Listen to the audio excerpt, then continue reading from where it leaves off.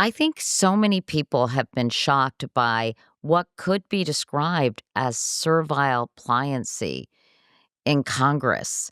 And you talked earlier about them abdicating their role and basically serving the purpose of bolstering the executive branch. There really doesn't seem to be any explanation other than a desperate desire to maintain power. Yeah.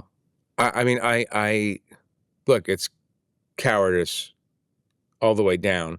There is an understandable explanation and a pathetic explanation. You've articulated the pathetic explanation. They want to keep their jobs, right? At the cost of selling their souls, right? They want to be in power. They want the trappings of power, and they don't want to be primaried. That's the malignant explanation. The kind of understandable explanation is they literally fear for their physical safety and for the safety of their families, as they should, because in the social media age, um, I go back to I always go back to like what it was like when we both started as reporters. In the old days, lunatics who believed that the IRS had planted a chip in their brain and was spying on them, or believed whatever, that the government was hiding Martians. You would find them sometimes as a reporter standing outside a federal building, handing out 8-page tracts, typed single-space tracts, and you're like, okay, thanks a lot.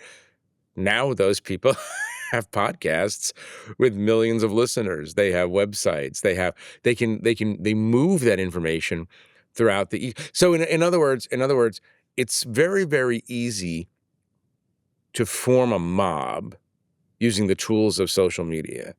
And if you're a legislator who doesn't have personal protection, doesn't have, Capitol Police outside your house or Secret Service or whatever, and you live in a deep pro-Trump state, and and you know that the people in your state are being inundated with messages about how you're not just a bad legislator or a mistaken whatever, but you're a traitor, you're an enemy, you're this, you're that, you're trying to destroy American civilization, you're trying to destroy Christianity, you're trying to destroy whatever. That's nerve-wracking. I understand it. I also believe, like, if you can't live inside that tension and live with that level of danger, get out of the business of trying to represent the people.